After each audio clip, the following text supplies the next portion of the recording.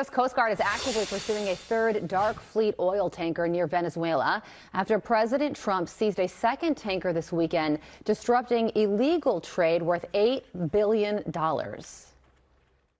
I did see that this is another ship that was basically operating in the black market, and so there's been a little bit of black market activity in the oil sector to go to sanctioned countries and to get them some oil, and they're getting that oil in order to avoid, the reforms that we think would make the countries a better place.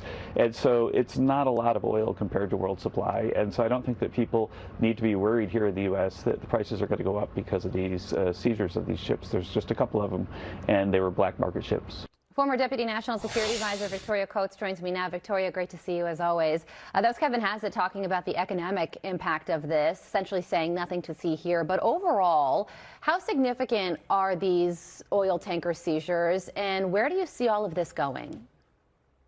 Well, good morning, Carly. Good to be with you. Now, this is very important in terms of getting Nicolás Maduro out of Venezuela. These so-called shadow tankers, these are old vessels that aren't properly maintained. They're not properly flagged. They don't follow the rules of commercial shipping. So they're actually quite a liability that you could have an accident really easily with them. But they're in Maduro's essentially dark money ATM. They're the way he keeps cash flowing into Venezuela under our sanctions. And it is perfectly legal for us to interdict them when we come across them on the high seas. So this third one, the Bella, so-called, is now being pursued by the U.S. Coast Guard, and that is then oil that we can sell, put the money in an escrow account for the Venezuelan people. And as Kevin said, this is not a ton of oil in the grand scheme of things, and because of President Trump's great energy policies, we don't need that oil. That's just a slush fund for Maduro. So I think the sooner we cut it off, the better. Wall Street Journal has a piece out right now titled U.S. Oil Blockade of Venezuela Pushes Cuba Towards Collapse. The communist-ruled island was already suffering from food shortages, blackouts, and an exodus of people. Now it faces the loss of cheap oil from Nicolás Maduro. Do you think that's the ultimate goal here, Victoria, to collapse these anti-American regimes, first in Venezuela and then second, much closer to home, in Cuba?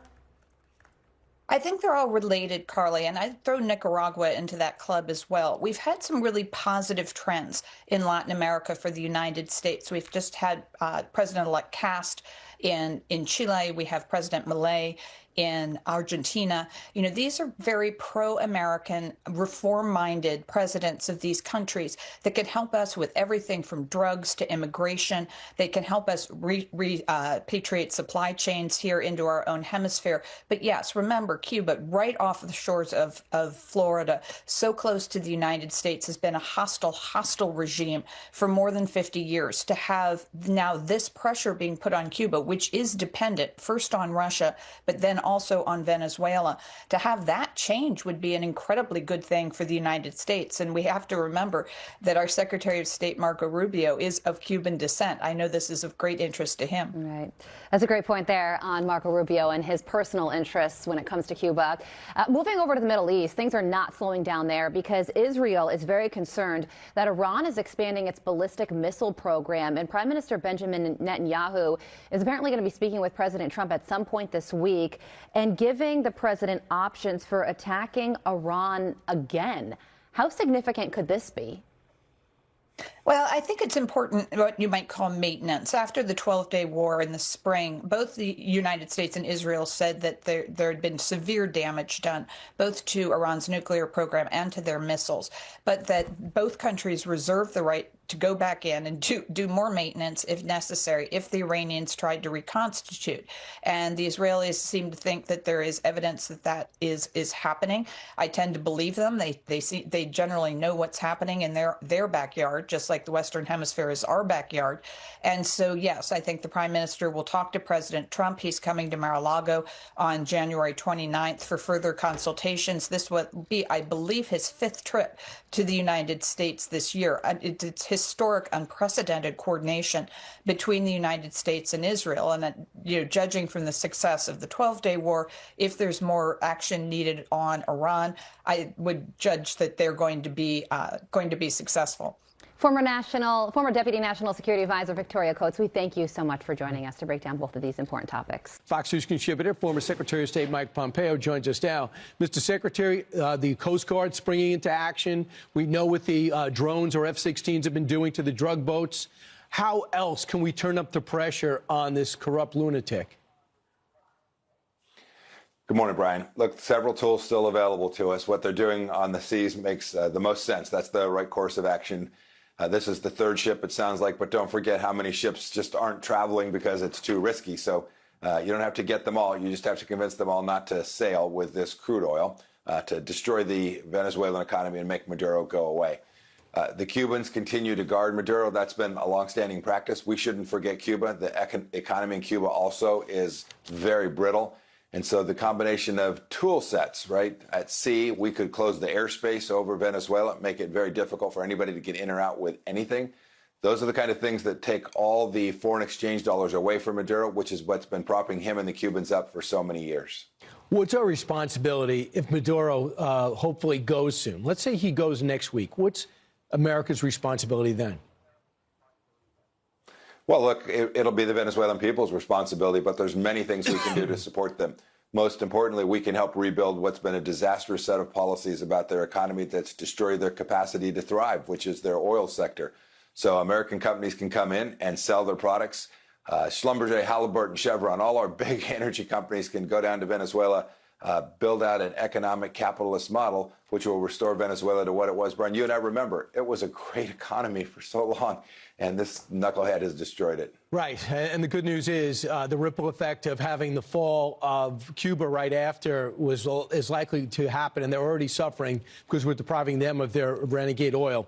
Let's talk about why Prime Minister Netanyahu wants to go to Mar-a-Lago and talk to President Trump. Reportedly, the NBC News and other outlets are reporting that they believe Iran is expanding its ballistic nuclear program, rebuilding its nuclear program again, reconstituting it, and they want permission to take it out.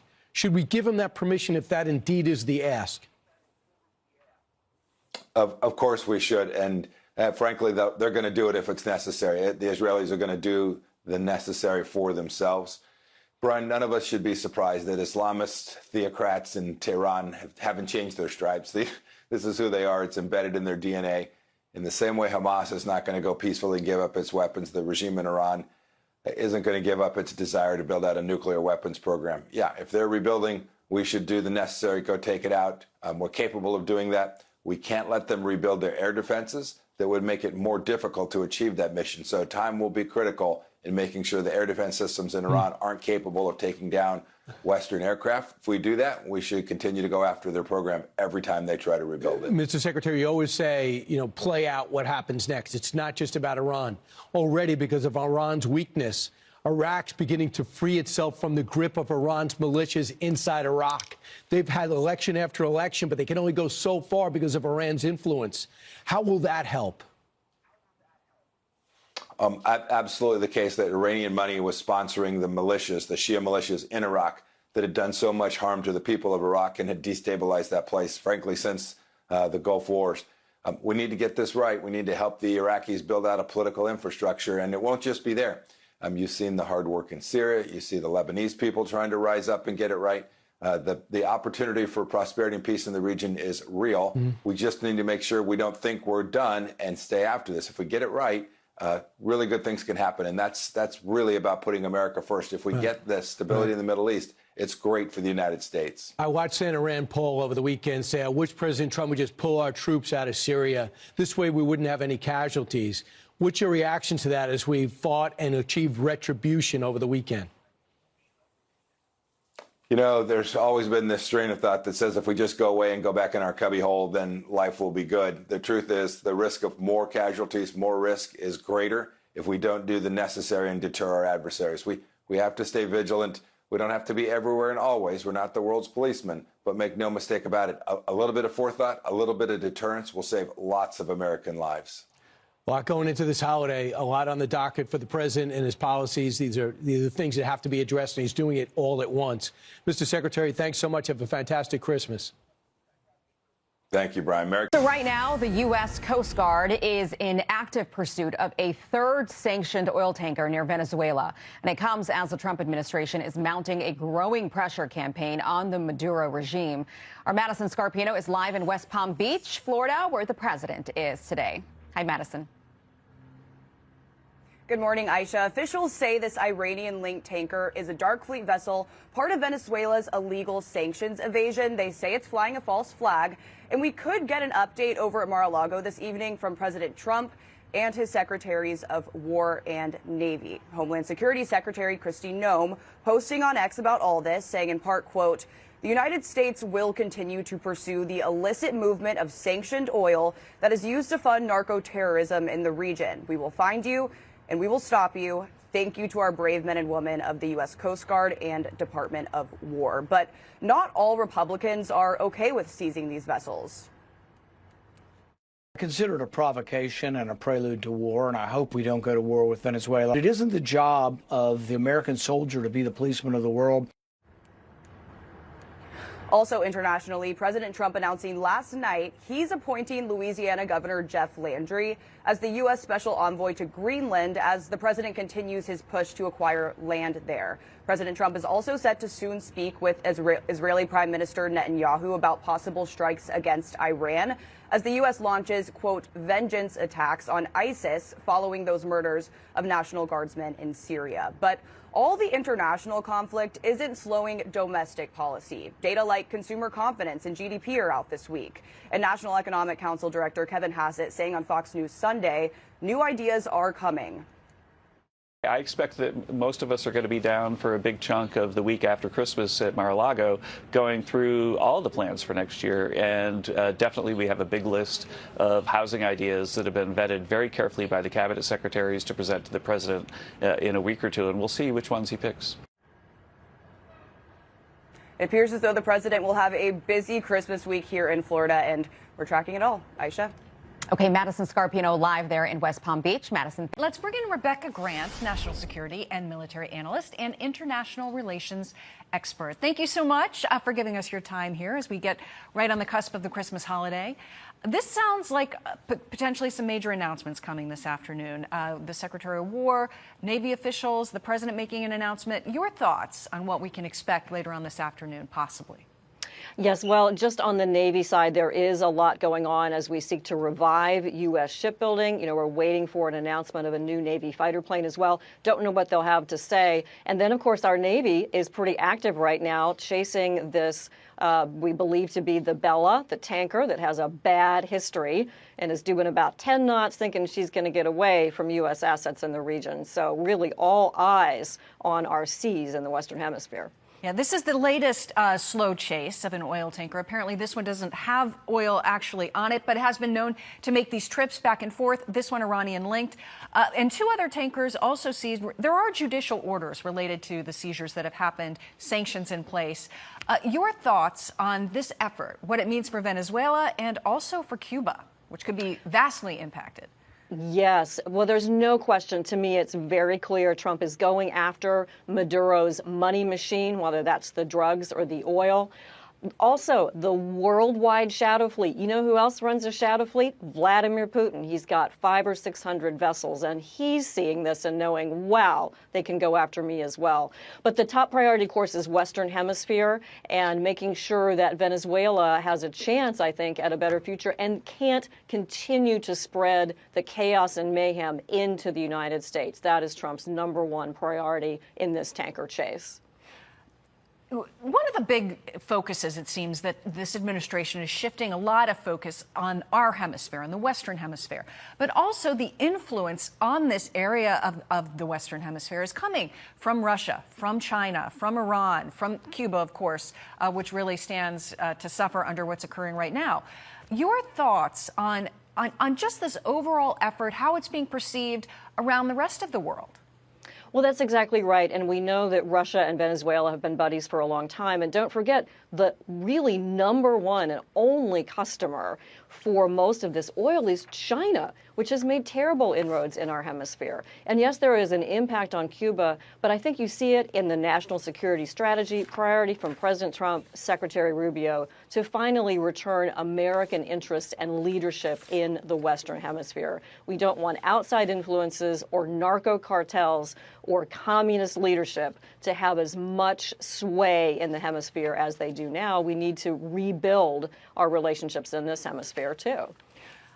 Venezuela, of course, is not happy about this, and they've threatened to take things to the United Nations, which has a meeting essentially scheduled on Tuesday to talk about this, and other countries as well, trying to protect their interests. America pushing back against President Trump, pushing back on what he argues has been lost, our investments in that area of the world as well. What role will the UN play? Do they really have any power? Oh my gosh, the world pretty much agrees Maduro did not win that last election and his leadership is illegitimate. And what's going on is the closure of the sea lanes, the closure of Venezuela's airspace, so you can't be flying gold and cash out. U.S. pressure is the number one factor here right now. I want to shift gears just a little bit over to the Middle East, as we spent a lot of time talking about what's happening here right under our country and in our hemisphere. This is Senator Lindsey Graham, and he's talking about the efforts to disarm Hamas and that they're not going very well. Take a listen. Do you believe Hamas is ready to disarm? Absolutely not. Hamas is not disarming, they're rearming. Hamas is not abandoning power, they're consolidating power. That's what the military intelligence people in Israel told me. That's what the IDF told me. That's what our own people told me. Meanwhile, there are these great hopes to rebuild in that area, and some of those plans have leaked to bring the Gaza Strip back into an area where people can live and thrive. Your thoughts on what the senator is saying? Well, Senator Graham is right. And remember, the key here after the Gaza ceasefire was to start disarming Hamas. We all knew this would be a problem, and they'd try to stick around and rearm. But we need that stabilization/policing force. It is time for Qatar, Egypt, Turkey, Indonesia has offered to send troops as well. It's time to step up and get that international stabilization force into Gaza. Molly, it may take some U.S. leadership on the command and control side. We know we still have the assets in Central Command to do that if necessary. But we've got to see that force come in so that Hamas cannot reconstitute. Yeah, Rebecca Grant, thank you very much for sharing your expertise with us this Christmas week. We appreciate it. Thank you. Thank you. So the President of the United States making an announcement. He's going to build 25 ships, 30,000 tons, going to be equipped with hypersonics, and it's not going to take 10 years. China comes in. It's the reason for concern. They have between 300 and 405 ships. We cop out between 275 and 296. I believe we have 68 submarines. China's got 73. I don't know how they surpassed us, but we're going to have 12 to 15 more. The question is, Joey, how soon can you get it done? Because we had to revitalize our shipyards. That's why we brought in the Japanese deal. So the acquisition process, which Pete Hegseth, the Secretary of War, talked about this, is very convoluted. It's one of the main pork spending problems. There's preferential points where you can develop a lesser product at a higher price but still get picked up. There's a lot of problems there that they need to work on at the Pentagon. But he said, President Trump, he inferred that less than 10 years. He said, we don't want to take 10 years or 15 years, we want it quicker. And we're working on ships that aren't really ships, that are underwater drone boats that do a lot of things, carry people, carry bombs and bullets, can be offensive as well as defensive. And as much as we've talked about drones in the air, it's the drones in the water that are the next big thing. And when he says other Navy assets, I think that's what he's talking about. All right. If we can, Kellyanne, let's switch over to the other big perilous hotspot in the world, and that is in Venezuela, where we've taken a third tanker in the last 7 days. The second one was taken yesterday. A third one's taken today. U.S. Coast Guard doing the damage. They're trying to squeeze Venezuela. What are the stakes right now? The stakes are high, but this is American might at work. Why? You talk about all these deaths from drugs. You can say 2 Vietnam wars a year. You can say 30 times annually the number of people who perished here in the World Trade Centers on 9/11. The statistics go on and on. But here's the main point. these drug cartels have killed more Americans than Hamas has killed, a foreign terrorist organization. You can name all the terrorist organizations. So the president wants everybody to look at them that way. And also, he's got these Democrats boneheadedly now sort of supporting Maduro and the drug cartels. Why? They're on the side of the narco-terrorists by saying, hold on, it's just Trump's taking out marijuana, cocaine. That's not what's really bothering these kids. And this guy is illegitimately elected, Maduro. The same Democrats who said Trump is illegitimately elected every time he gets elected, but they can't say this about Maduro. I think Trump's going to continue for a couple of reasons. One is the drugs, that if you cut this off where it is, then we literally save millions of lives. Susie Wiles, the White House chief of staff, said something very important recently. She said, President doesn't look at this by the number of people killed. He looks at it as the number of lives saved. This is an important distinction for the commander-in-chief and the president. The second reason is the oil. Remember when President Trump said to Jeb Bush and others, well, the problem with Iran and Afghanistan is you guys didn't take the oil.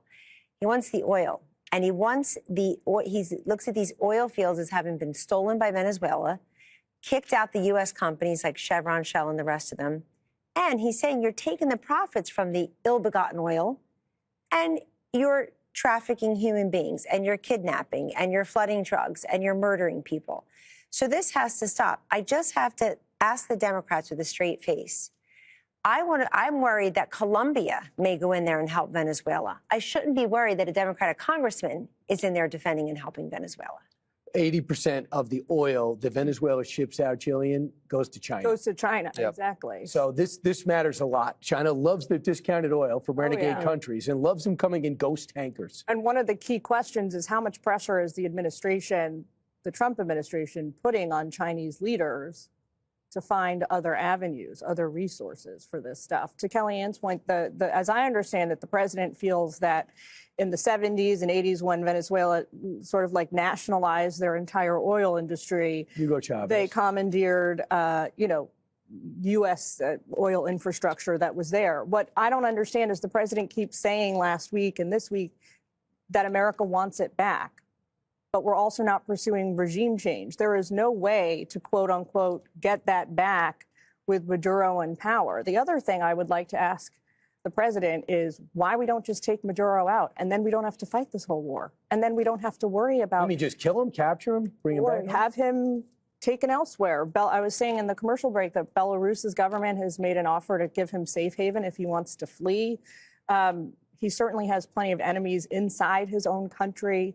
I wonder how much pressure is being borne on him right now internally and how much longer he's actually going to last. I have not been to Belarus. So we're not old enough, Jillian, to remember the Truman Doctrine and NSC 68, which was this idea that we go into pretty much every country in South America, and whether it's a liberal, progressive, or socialist, Marxist, go in and make sure every government in South America is not welcoming in the Soviets during the Cold War. I mean, it worked out great in places like Brazil or Chile. It didn't work out so great in Haiti, Cuba, a bunch of other places.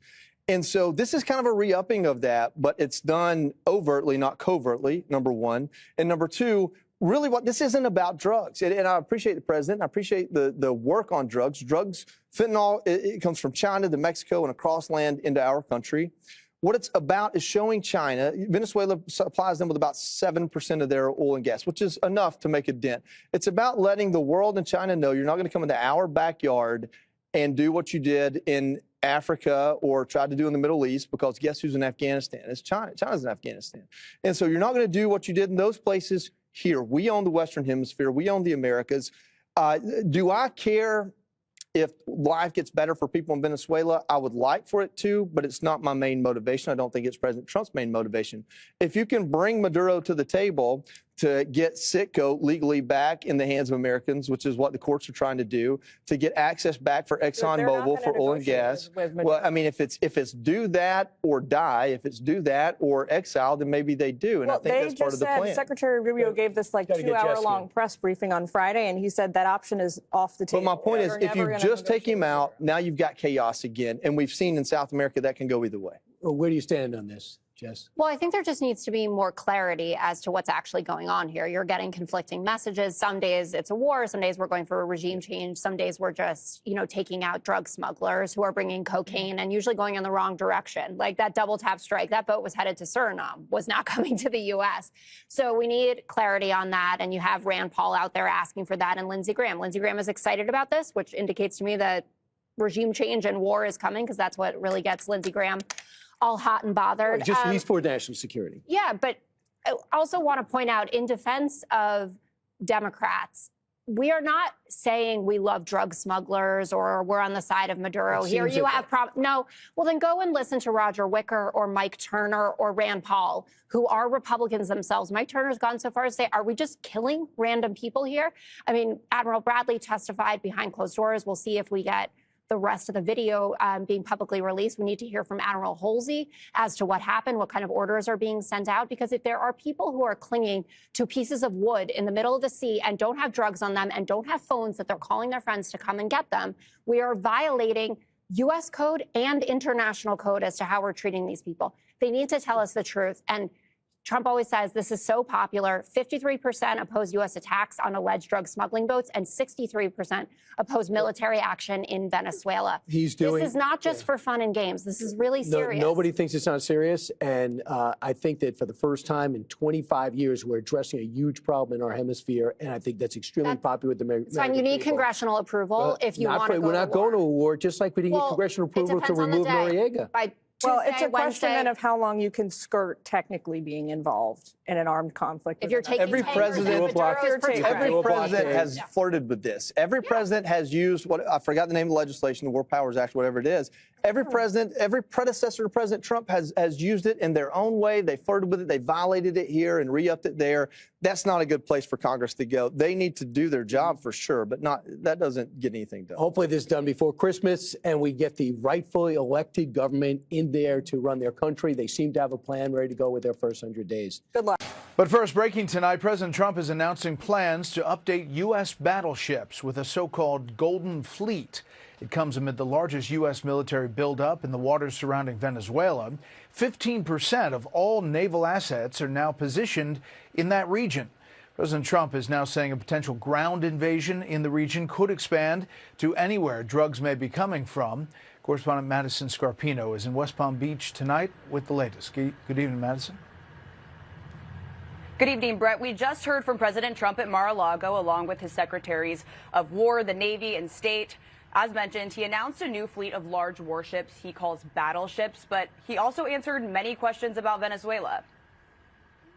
He had a different kind of a president before me. They didn't mind being ripped off. They didn't mind being robbed. They didn't mind drugs pouring into our country. They didn't mind the jails of Venezuela and Trinidad being emptied into the U.S., where they take over Colorado and other places. I do mind. It's been a busy weekend for the U.S. at sea.